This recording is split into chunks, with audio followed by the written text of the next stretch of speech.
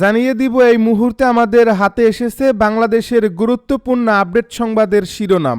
শুরুতেই থাকছে তফসিল ঘোষণার জন্য প্রস্তুত নির্বাচন কমিশন। এবারে জানিয়ে দিব শুক্রবার সকাল 10টার পর বেগম খালেদা জিয়াকে লন্ডনে নেওয়া হতে পারে। এদিকে চট্টগ্রাম 15 আসনে বিএনপির প্রার্থী পরিবর্তনের দাবিতে বিক্ষোভ। আরও থাকছে আগামী নির্বাচন একটি ঐতিহাসিক শক্তিশালী নির্বাচন হবে বলছে বিএনপি নেতা সালাউদ্দিন। সব শেষে জানিয়ে দিব ক্যারিবীয় সাগরে ফের মার্কিন হামলা, নিহত 4। এতক্ষণ শুনছিলেন হাতে থাকা আপডেট সংবাদের শিরোনাম, এবারে বিস্তারিত। তবে তার আগে অনুরোধ রইল ভিডিওটিতে একটি লাইক এবং কমেন্ট করে জানিয়ে দিন ভিডিও সম্পর্কে আপনার মূল্যবান মতামত। আরও জানিয়ে দিন ভিডিওটি কোথা থেকে দেখছেন বা কোন জেলা থেকে দেখছেন।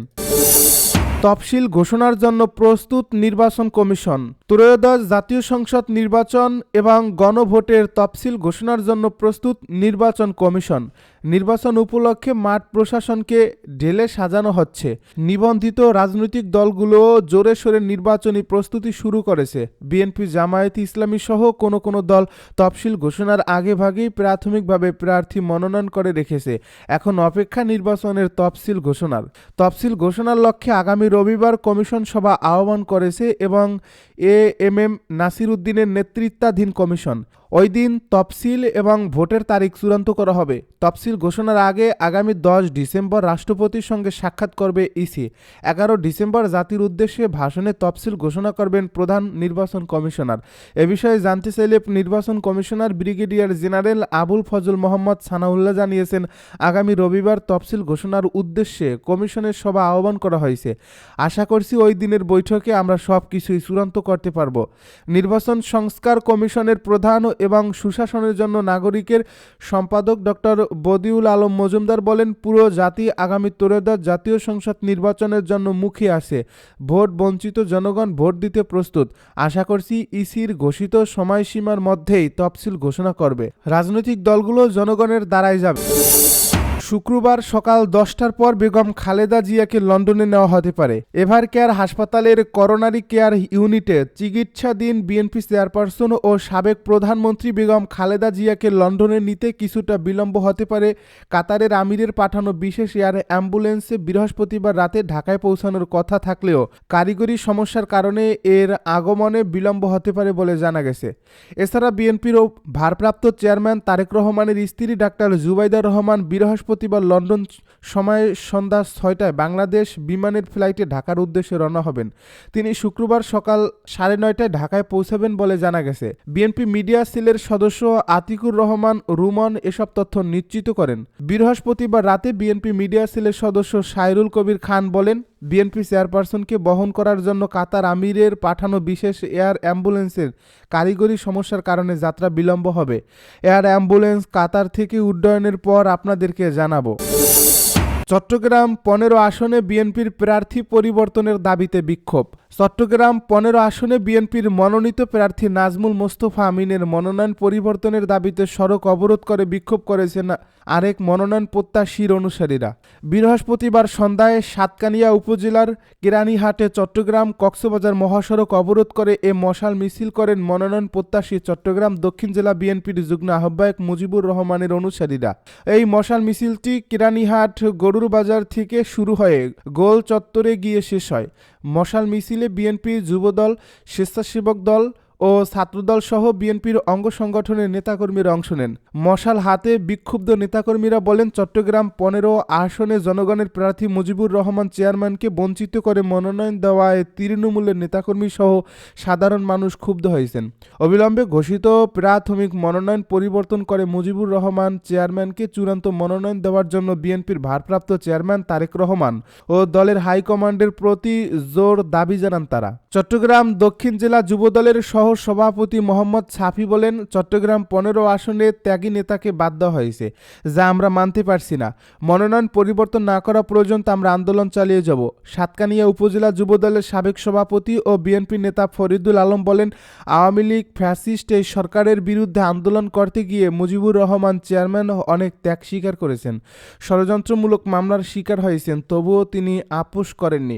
এমন একজন ব্যক্তিকে মনোনয়ন না দেওয়ায় তৃণমূলের নেতাকর্মীরা হতাশ হয়েছেন।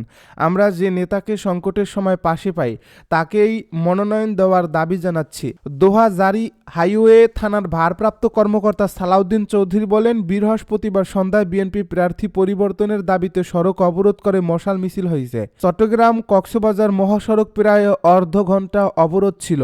আমাদের সাতকানিয়া ও লোহাগাড়া থানার পুলিশ এসে বুঝিয়ে সড়ক থেকে তাদেরকে সরিয়ে দিয়েছে। আগামী নির্বাচনে একটি ঐতিহাসিক শক্তিশালী নির্বাচন হবে বলছে বিএনপি নেতা সালাউদ্দিন।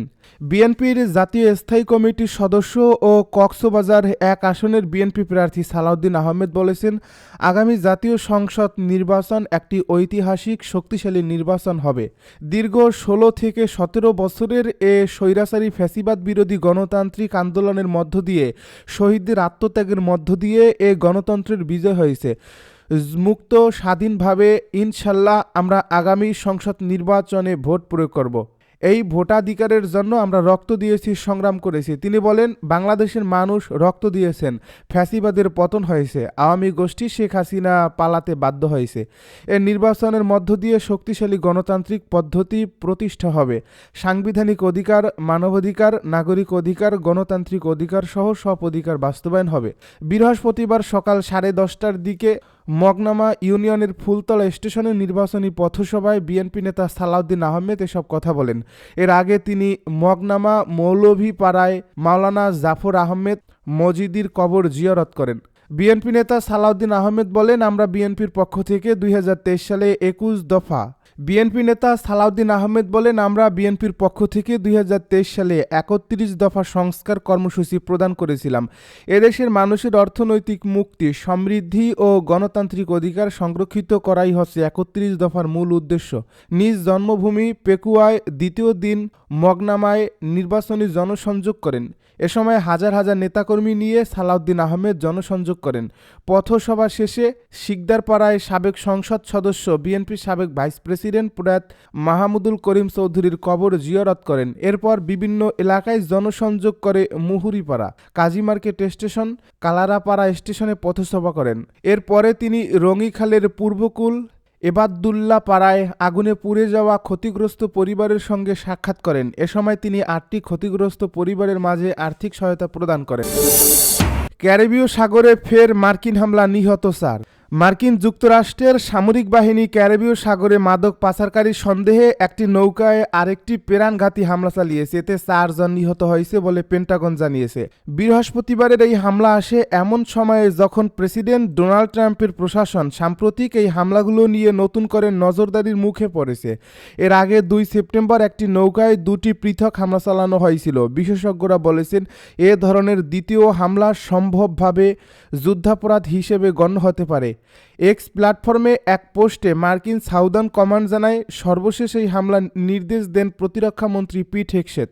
এ বিবৃতিতে বলা হয়, সামরিক বাহিনী আন্তর্জাতিক জলসীমায় একটি নির্ধারিত সন্ত্রাসী সংগঠনের পরিচালিত জাহাজের উপর প্রাণঘাতী কাইনেটিক স্ট্রাইক চালিয়েছে।